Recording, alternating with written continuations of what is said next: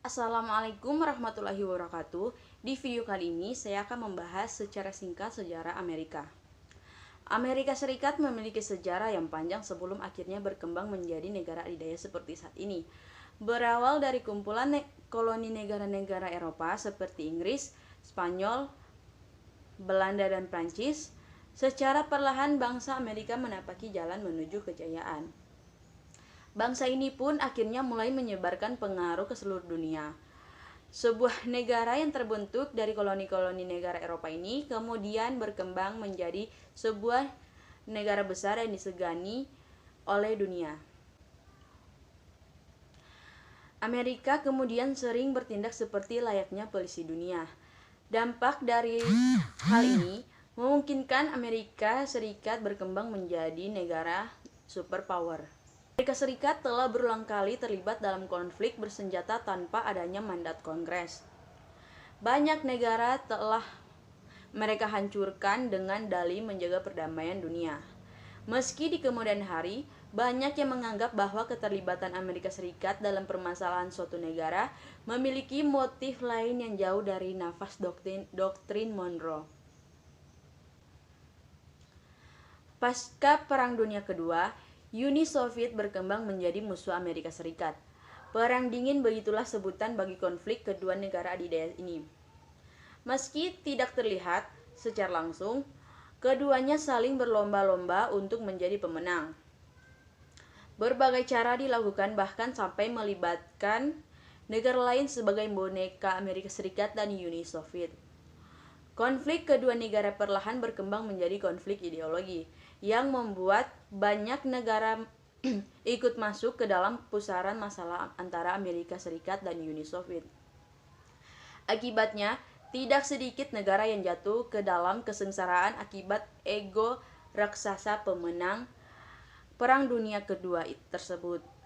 Berbicara mengenai Amerika Serikat pada dekade 60-an, memang tidak bisa terlepas dari sosok John F. Kennedy.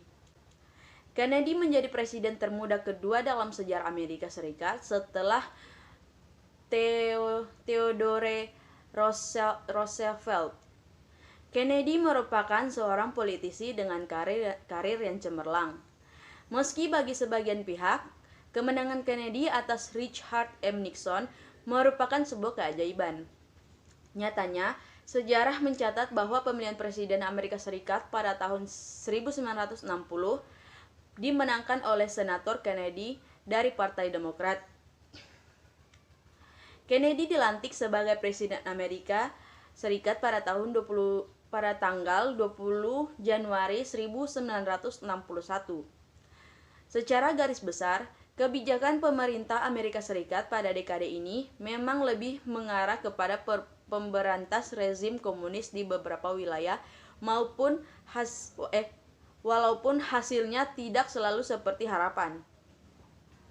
Salah satunya adalah kekalahan tentara Amerika ketika hendak memberantas rezim komunis di Vietnam. Masa kepemimpinan Kennedy cukup pendek, yakni selama 2 tahun. Namun Kennedy tetap mampu melahirkan kebijakan-kebijakan yang revolusioner. Beberapa di antaranya adalah kebijakan pemotongan pajak. Konflik dengan negara Kuba ini di bawah pimpinan Fidel Castro. Kemudian hubungan Amerika Serikat dengan Indonesia yang kurang harmonis selama beberapa tahun sebelumnya berhasil diperbaiki. Indonesia sebelum Kennedy berkuasa merupakan salah satu musuh bagi Amerika Serikat.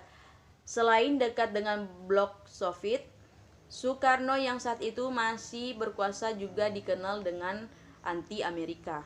Amerika Serikat sepertinya takut bila Indonesia akhirnya mengikuti paham komunis. Jika sampai terjadi, akibatnya negara-negara Asia Tenggara pun akan berada dalam bayang-bayang komunis. Untuk mencegah terjadinya hal tersebut, maka Amerika Serikat melakukan segala cara untuk membuat Indonesia berpaling. Sampai saat Kennedy menjadi presiden Amerika Serikat, bantuan yang ditawarkan kepada Indonesia dari negara ini kebanyakan datang dalam bentuk dukungan militer. Bagi para pendahulu Kennedy, Indonesia memang belum dianggap sebagai sekutu potensial. mengingat sikap Soekarno sebagai pimpinan Indonesia memang cenderung keras terhadap negara-negara barat termasuk Amerika Serikat. Selama menjabat sebagai Presiden Amerika Serikat, Kennedy cenderung fokus pada urusan luar negeri. Beberapa kebijakan berhasil Kennedy laksanakan meskipun tidak semua berakhir dengan positif. Salah satunya adalah kebijakan invasi Teluk Babi Kuba pada tahun 1961. Kebijakan ini merupakan kebijakan pertama yang dilakukan oleh Kennedy, namun ironisnya justru menjadi sebuah noda hitam dalam karir kepresidennya yang singkat. Jika ditelusuri sedikit ke belakang, sebenarnya kebijakan invasi Teluk Babi merupakan warisan dari pemerintahan Dwight Eisenhower. Sayangnya, sebagian besar staf pribadi Kennedy adalah orang-orang bekas staf pribadi Dwight Eisenhower yang cenderung konservatif. Kegagalan dalam invasi Teluk Babi tidak membuat Kennedy putus asa. Meskipun diawali dengan kegagalan, namun Kennedy tetap mampu mengeluarkan kebijakan-kebijakan lain yang berhasil. Salah satunya, prestasi Kennedy adalah keberhasilan merendam ego pemimpin Uni Soviet dalam peristiwa krisis Misi Kuba pada tahun 1962. Kemudian kebijakan pemotongan pajak juga menjadi prestasi Kennedy yang lain. Sayangnya, beberapa kebijakan seperti Undang-Undang Hak Sipil dan bantuan ekonomi terhadap Indonesia belum sempat dilaksanakan oleh Kennedy. Kennedy merupakan pemenang pemilu tahun 1960, akan tetapi dengan selisih kemenangan yang tipis, membuat langkahnya sering terbentur dinding politik. Politik Partai Republik sering menahan gagasan Kennedy khususnya mengenai kebijakan dalam negeri untuk direalisasikan.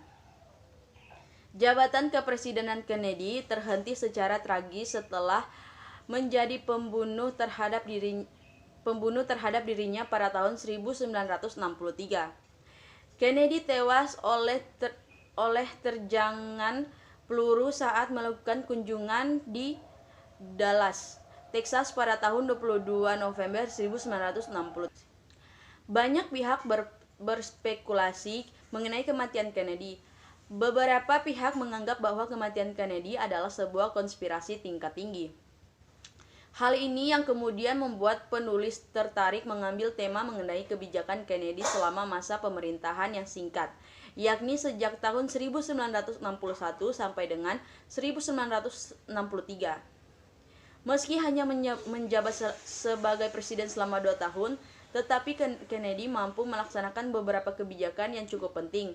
Tanpa keputusan berani serta cerdas dari Kennedy, peristiwa krisis misil Kuba pada tahun 1962 besar kemungkinan akan berakhir dengan sebuah perang nuklir yang akan membuat nyawa jutaan manusia melayang sia-sia.